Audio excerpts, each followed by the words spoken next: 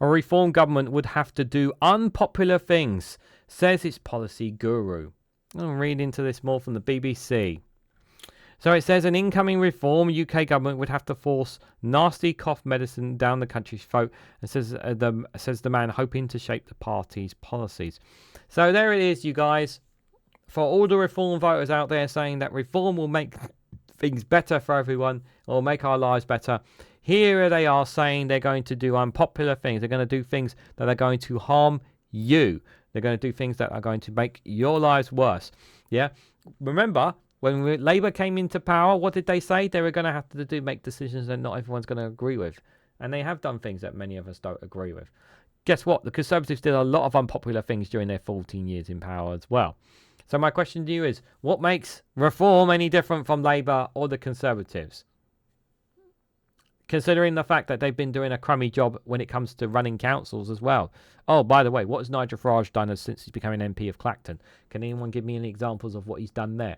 See, this right here should be a siren, should be a warning sign in your head that maybe reform should not be trustworthy. You see, you won't hear the Green Party telling you you don't hear this from the Green Party. You don't hear this from the New Left Party that's being formed by Zara Sultan and Jeremy Corbyn here.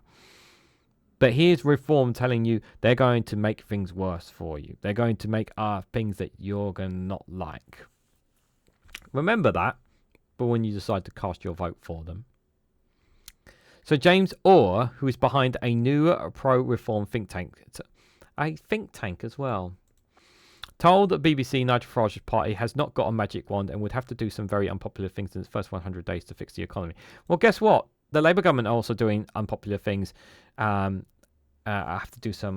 doing unpopular things as well. I may not like the Labour government. I may not support the Labour government, but even they have done that. But it's no different. But it makes me feel that reform are no different than any other political party.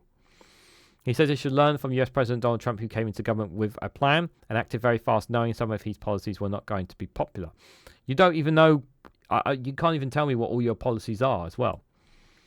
I think in Trump's case, it's beginning to bear fruit, he told BBC's Amol Rajan in a wide-ranging interview for the Today programme. If reform succeeds in its aim of winning power at the next general election, due in 4 years' time, it would be the biggest upset in British political history. Despite leading the polls, the party currently just has 4 MPs and no track record of a national government. In common with other opposition parties at this stage of the electoral cycle, it does not have a fully worked-out policy programme. This is why you shouldn't vote reform, because they are not telling you what their policies would be. But unlike the Conservatives and Labour, it does not have a long-established network of think tanks and policy experts it can draw on for ideas.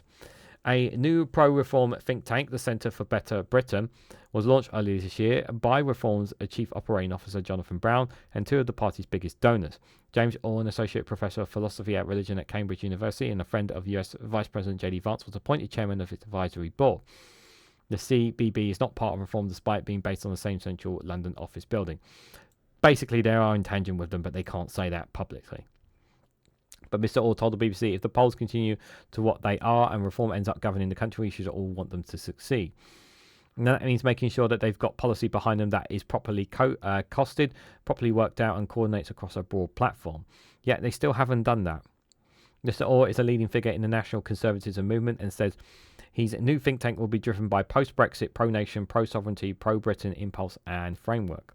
He is less clear in his BBC interview about what reform's ideology might be, arguing that Nigel Farage is surprisingly welfariest on some issues, such as his support for scrapping the 2-child benefit cap. Trust me, he will U-turn on that. But he added that reform is still big believers in the big state, aggressive intervention, heavy regulation markets are not a good thing. Yeah, because they want to cut taxes because they think cutting taxes will make things better for you. Farage's opponents accuse him of political opportunism, announcing policy positions that are likely to be popular, such as major tax cuts and high-profile giveaways, like reversing cuts to winter fuel payments without spelling out on detail how they would be paid for. And this is the problem, they don't spell out how they would pay for them. Unlike the Green Party that tells you, how they would pay for things. Mr. Orr told the BBC podcast he will have to be honest with voters in the run to the 2029 general election about difficult decisions that will have to be taken on day one to get the economy growing. Honesty and Nigel Farage do not go in tangent, by the way. Quote, you've got a massive majority of voters in favour of cutting taxes, a massive majority of favour of increased public spending, and reform has not got a magic wand, he added. If reform do manage to form the next government in 2029, he argued, they will have more freedom to act than the traditional parties, which are made up of different factions and traditions. Of the advantages of having completely fresh new parliament party is that the leadership will have a great deal more power than Keir Starmer has. Even a majority of 160 and Kemi Badenoch has a party of 123. There will be a honeymoon period, I think, of a year or 2 years. The first 100 days are going to be absolutely vital to force the nasty cough medicine down the country's throat. See, they're saying the exact same thing that Labour was saying, guys. They're saying things are going to be bad before they get better. This is the exact same thing they're saying. Yeah? And I always say this, yeah, and people will argue, yes, well, we haven't had them in government yet, so we don't know what they're going to be like in government. Well, I'm asking you, I'm asking all these reform voters who say they're going to make a difference, right?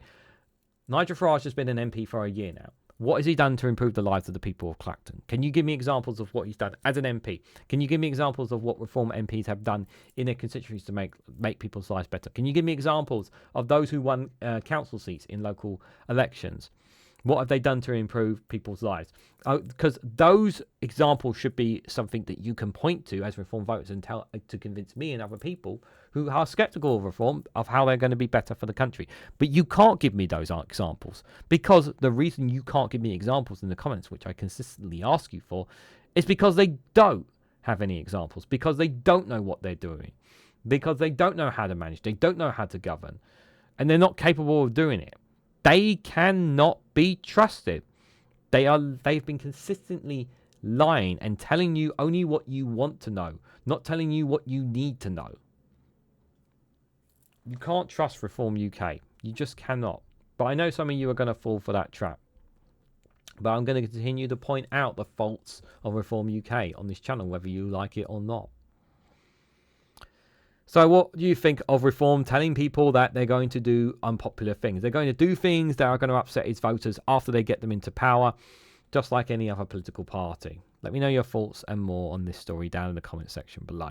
If you found this video informative or helpful to you, hit that like button, share us across social media, subscribe if you haven't already. Do check out Rumble and Patreon for exclusive content on those platforms. And if you want to financially support me instead of wasting your money on Reform UK, you can do so by becoming a YouTube member for as little as 99p. Click the join button down below. So thank you all so much for watching, and I hope to catch you all very, very soon.